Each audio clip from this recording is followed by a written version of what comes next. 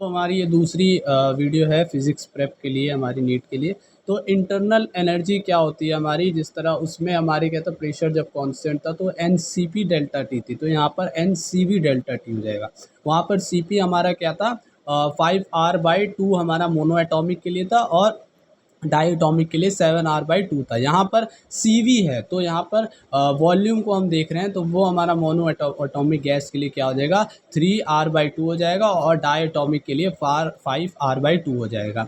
अब क्वेश्चन है कि a gas mixture consist of 2 mole of O2 and 4 mole of AR यानी argon at temperature T, neglecting all vibrational modes the total energy of the system is. तो total energy बतानी है जब हमारा 2 मोल O2 है और 4 मोल आर्गन के हैं और टेम्परेचर T है। तो यहाँ पर हम कौन सा इंटरनल एनर्जी निकालनी है, तो U इज इक्वल टू में N C V delta T लगाएंगे।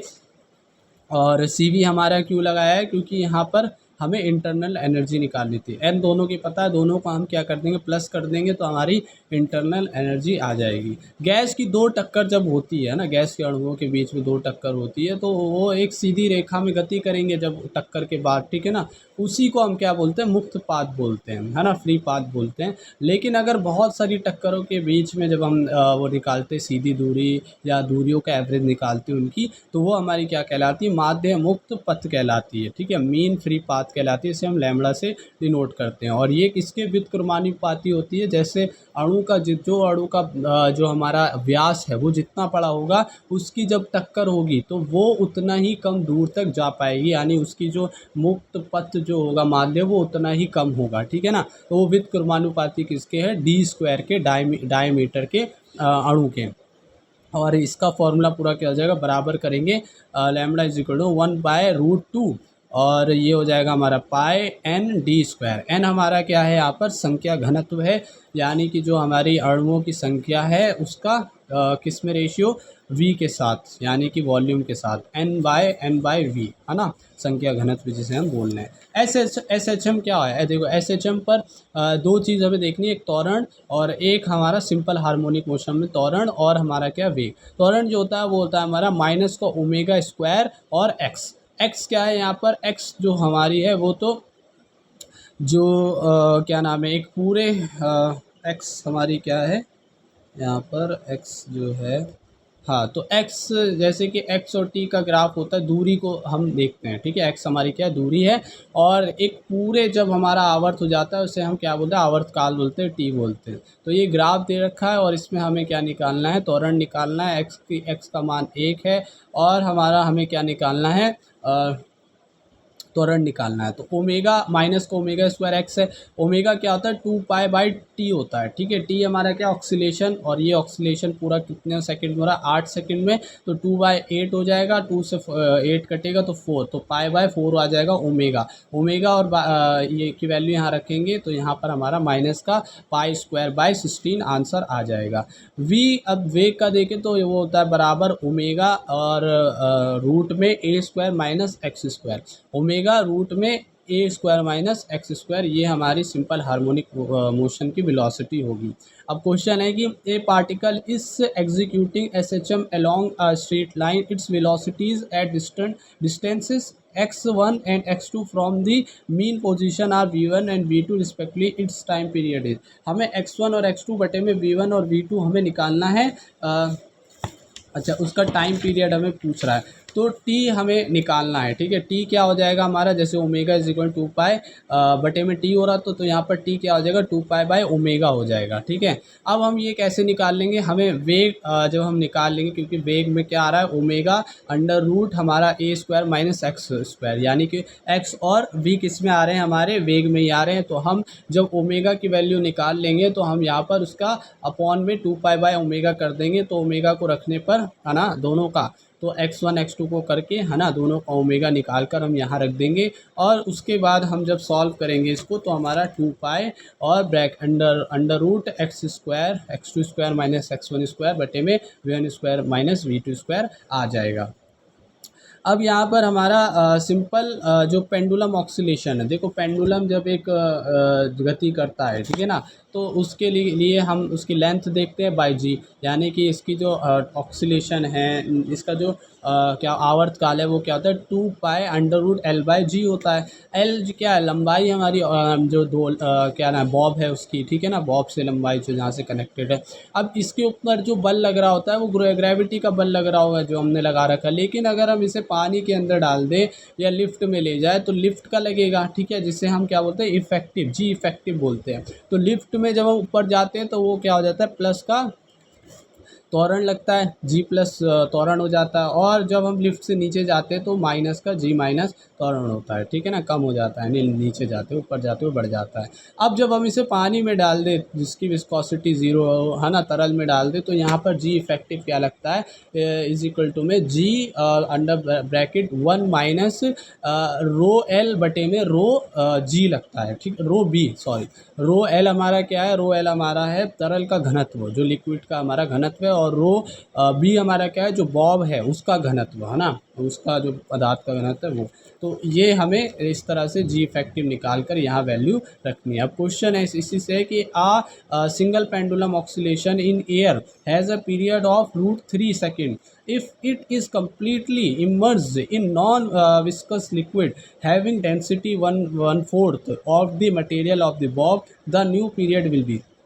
तो यहाँ पर हमें एयर की दे रखी है, तो आवर्तकाल है वो √3 है, और ये कम्प्लीटली देखो इसकी डेंसिटी दे रखी है हमारी लिक्विड की, किसके साथ, ये दे रखी है बॉब के साथ 1/4। तो हमारा रो एल क्या दे रखा है, रो एल दे रखा है हमारे किसके बराबर 1/4 ऑफ रो बी, है ना, रो बी के।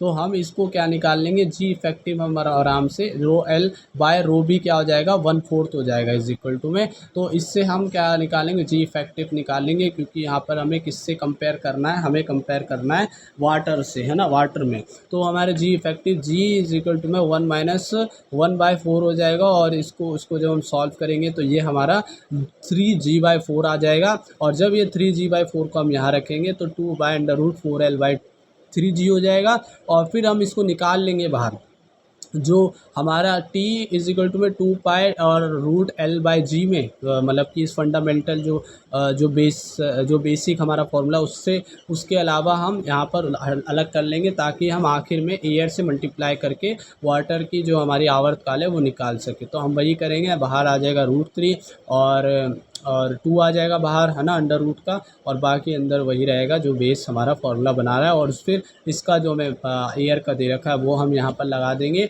वो अंडर रूट 3 है, तो अंडर रूट 3 से अंडर रूट 3 कट जाएगा, तो हमारा आवर्तकाल कितना आएगा 2 सेकंड। अब एक स्प्रिंग है ना, वो किसी मास से बंधी रहती है और वही उसका खींचता है, तो उसका आवर्तकाल जब हम निकालते हैं तो वो हमारा क्या होता है, वो होता है 2 पाई अंडर रूट, हमारा क्या होता है जो स्प्रिंग है, पहले तो उसका द्रव्यमान m बटे में, और जो स्प्रिंग है उसका जो नेतांक होता है जितनी वो खींच सकती है वो k, ठीक है, जिसे हम स्प्रिंग कांस्टेंट बोलते हैं। तो आवर्तकाल जीवन में 2 पाई अंडर रूट m/k हो जाता है। अब एक स्प्रिंग है, उसका मास सिस्टम में जब द्रव्यमान m, तब आवर्तकाल कितना होगा उसका 3 सेकंड, जब द्रव्यमान m है, ठीक है। तो जिस तरह से अभी हम ये वाला करके आए हैं, है ना, आवर्तकाल का, तो उसी तरह से, यानी कि उसमें पानी वाले का एयर में इतना था, इसी तरह से जब m है यानी कि 2 पाई अंडर रूट m/k है, तो वो किसके बराबर है आवर्तकाल 3 सेकंड के, और जब द्रव्यमान 1 kg बढ़ाया जाता है, यानी m+1 कर दिया है, तो आवर्तकाल कितना हो जाता है 5 सेकंड हो जाता है। तो m का मान बताओ, तो m का मान हम आराम से निकाल लेंगे, T1 T2 को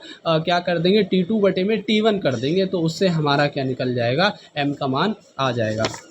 अब एक पाइप है ना, उस पाइप में जब हम क्या करते हैं फूंक मारते हैं, हवा देते हैं उसमें, तो उसमें से आवाज़ आती है, ठीक है, तो उसको हम क्या बोलते हैं, हार्मोनिक बोलते हैं, हार्मोनिक, ठीक है। अब ये हार्मोनिक आवाज़ जो है ये अलग अलग पाइप पे अलग अलग होगी, जैसे कि क्लोज पाइप होगा उस पर अलग होगी और ओपन पाइप पर अलग होगी, ठीक है। और जब हम पहली मूल जो हमारी हवा है उसके अलावा जब हम जैसे जैसे अपनी फ्रिक्वेंसी या अपनी जो ताकत है हवा की वो बढ़ाते हैं, तो आवाज़ भी बढ़ जाती है है ना, तो उसके बाद वाली जो आवाज़ें हैं हार्मोनिक है उसको हम क्या बोलते हैं, उसको हम बोलते हैं ओवरटोन। ठीक है, पहली जो होती है हमारी सिर्फ हमारी वो क्या कहलाती है, वो कहलाती है हमारी फंडामेंटल। ठीक है, फर्स्ट हार्मोनिक कहलाती है। ठीक है, उसके बाद जैसी सेकंड हार्मोनिक आती है तो वो हमारी फर्स्ट ओवरटोन कहलाएगी। ठीक है, ये चीज़ हमें याद रखना है। फिर जैसी सेकंड थर्ड हार्मोनिक होगी उसको हम क्या बोलते हैं, सेकंड ओवरटोन। और फोर्थ हार्मोनिक को हम क्या बोलते हैं, थर्ड ओवरटोन बोलते हैं। यानी ओवरटोन का एक बढ़ा दो तो वो हार्मोनिक कहलाता है।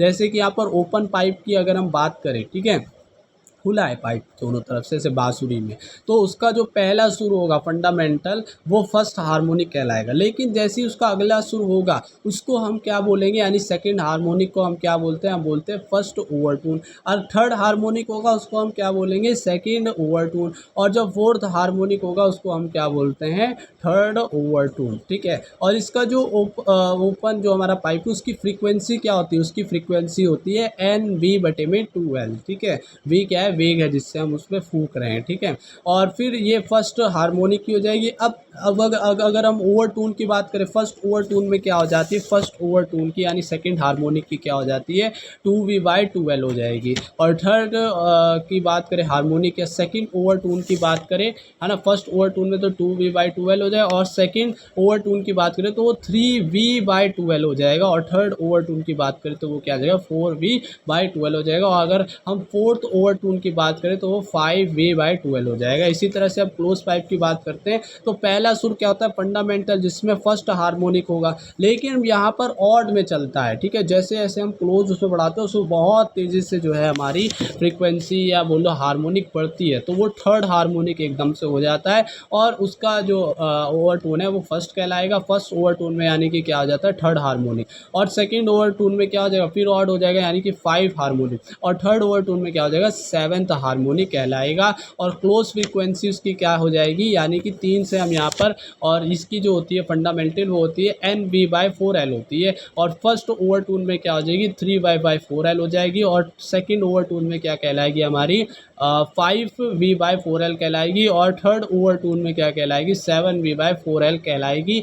और जब हम फोर्थ टून तक जाएंगे तो वो 9V/4L कहलाएगी। तो यहाँ पर क्वेश्चन है कि the fourth overtone of a close organ pipe is same as that of third overtone open pipe. The ratio of the length of the close pipe to the length of the open pipe is, यानी कि हमें क्या निकालनी है, close pipe की बटे में ratio निकालनी है ओपन जो पाइप है उसकी लेंथ की। LC बटे में क्या निकालनी है, L ओपन निकालनी है। अब हमें फोर्थ ओवरटोन को क्लोज किसकी पाइप की दे रखी है तो वो कितना हमारा फ्रीक्वेंसी कहलाएगी, वो फ्रीक्वेंसी हमारी हो जाएगी, फोर्थ पाइप है और क्लोज का है तो वो जाएगी NV/L हो जाएगी, 4L हो जाएगी। और जब हम ओपन पाइप की थर्ड ओवरटोन की देखते हैं तो वो हमारी क्या हो जाएगा, 4V/2L हो जाएगी फ्रीक्वेंसी। अब इन दोनों को क्या कर देंगे, हम आपस में बराबर कर देंगे और हमें क्या निकालना है, LC/L वो निकालना है। यानी कि जो इसकी लेंथ है किसकी, हमारी क्लोज की और ओपन की, तो वो हमारी आराम से आ जाएगी 9:8। अब गिटार की बात करते हैं तो उसमें फ्रीक्वेंसी थोड़ी सी कुछ अलग होती है। जैसे कि इसका फॉर्मूला होता है NV/2L, जो कि हमारी ओपन की था, है ना, ओपन में जो था वही हमारा रहेगा। लेकिन यहाँ पर जब हम V को खोलते हैं ना तो वो किसके ऊपर डिपेंड करता है, वो जो वेलोसिटी है वो हमारी अंडर रूट जो टेंशन है, तनाव है, T/में म्यू के अंडर रूट में होती है। यानी कि यहाँ पर जो फ्रीक्वेंसी है वो किसके प्रोपोर्शनल होती है, वो हमारी तनाव के। जैसे जैसे गिटार में हम तनाव टेंशन तार पे बढ़ाते हैं तो उसकी फ्रीक्वेंसी उतनी ही बढ़ती है, अगर टेंशन कम करते हैं तो फ्रीक्वेंसी कम हो जाती है। जैसे कि मान लो यहाँ पर एक बीट हमें दे रखी है, ठीक है, बीट्स क्या होती है, बीट्स हमारी एक्स होती है जिसे हम हर्ट्स में नापते हैं और फ्रीक्वेंसी को भी हर्ट्स में नापते हैं, जो कि क्या होती है FA-FB, यानी कि फ्रीक्वेंसी ऑफ पहले की और उसकी बाद की फ्रीक्वेंसी को माइनस करके जो होती है वो हमारी बीट्स होती है, यानी फ्रीक्वेंसी का अंतर कह सकते हैं। तो मान लो अगर 530 फ्रीक्वेंसी की कोई हमारी तरंग है, ठीक है,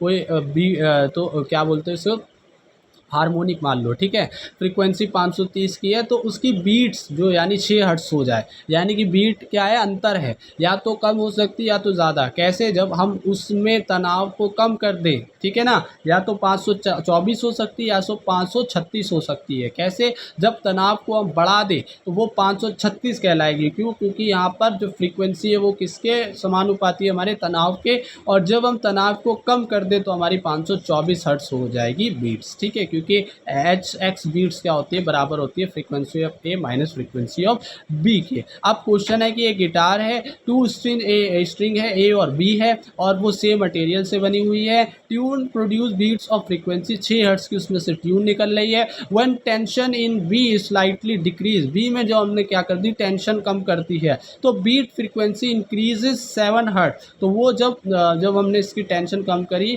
तो उसकी जो फ्रीक्वेंसी है वो इंक्रीज़ हो गई है 7 हर्ट्ज़ पर। तो if the frequency of A 530 hertz है तो the original frequency of B will be, यानी कि ए की फ्रीक्वेंसी दे रखी है 530 हर्ट्ज़, हमें बी की बतानी है, वो भी ओरिजिनल वाली है। अब देखो यहाँ पर क्या हो रहा है, टेंशन कम हो रही है, तो जब हम टेंशन को कम करते हैं तो यहाँ पर जो अंतर है हर्ट्ज़ का वो किस में जाता है, कम वाले में जाता है, यानी कि ए जो था वो कितना था, 530 था। तो हम इससे x इज इक्वल टू में F A minus F B करके हम निकाल लेंगे कितनी फ्रीक्वेंसी हो जाएगी जब टेंशन कम हो रही है, तो वो हमारी क्या हो जाएगी, F B is equal to में क्या हो जाएगा, हमारा एफ ए माइनस एक्स हो जाएगा हर्ट्ज़ में, तो वो हमारी 524 हर्ट्ज़ आएगी ओरिजिनल की। अगर हम मान लो बाद वाली की निकालते तो उसमें क्या हो जाता, बाद वाली में 7 का और कम हो जाती, ठीक है, तो वो 523 हर्ट्ज़ हो जाती अगर हम बाद वाले की, लेकिन हम ओरिजिनल की बात करें तो वो 524 हर्ट्ज़ होगी। तो अभी हमने इतनी चीज़ें देखी।